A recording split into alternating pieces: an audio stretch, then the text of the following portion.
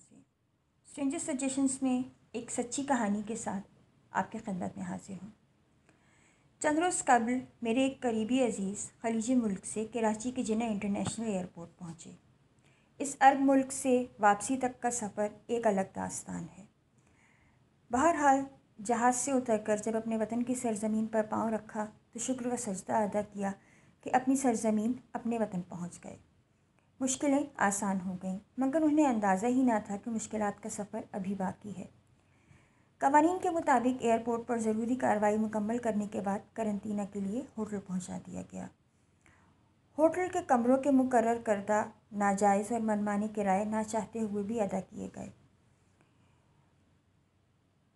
بہرحال وقت مقررہ سے چند گھنٹے بعد ڈاکٹروں کی ٹیم آئی اور کورونا ٹیسٹ کیے گئے۔ کہا گیا کہ 48 گھنٹے میں آپ کی رپورٹ آ جائے گی جو آپ کی مزید قید یا رہائی کا فیصلہ کرے گی۔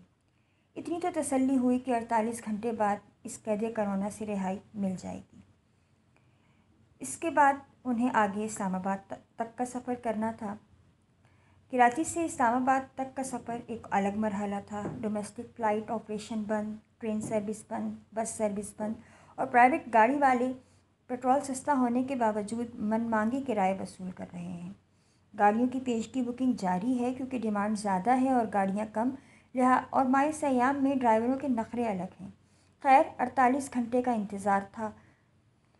وہ یہاں قرنطینہ میں انتظار میں تھے اور گھر والے دوسرے شہر میں ان کے انتظار میں۔ بس نہیں تھا کہ آنکھیں بند کر کے کھولیں تو گھر میں موجود ہوں۔ خیر کسی نہ کسی طرح سے وقت گزرا۔ اب جس دن رپورٹ آنی تھی نہ رات کو نیند آئی نہ سحری کے بعد۔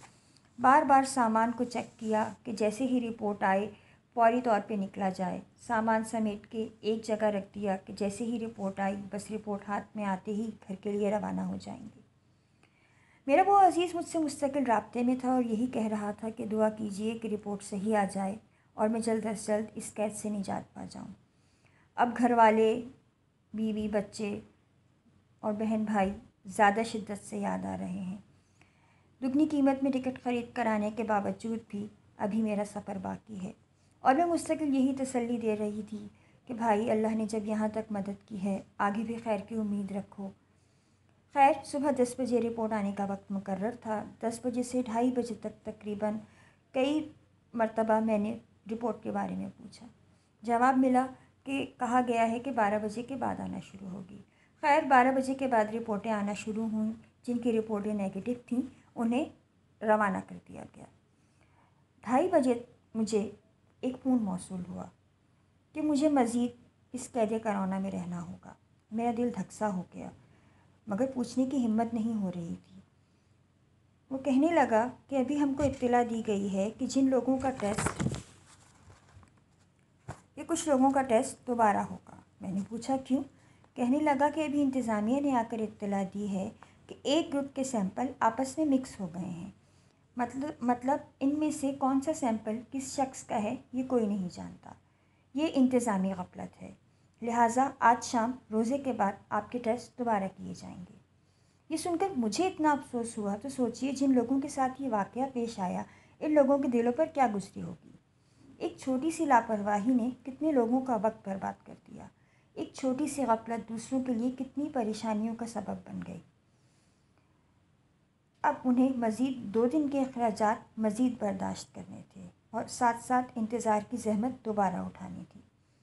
میں دعا کرتی ہوں کہ اللہ تعالیٰ ان لوگوں کا انتظار ختم کرے اور وہ جلد اپنے گھر اور گھر والوں کے پاس بخیر و عافیت پہنچیں، آمین۔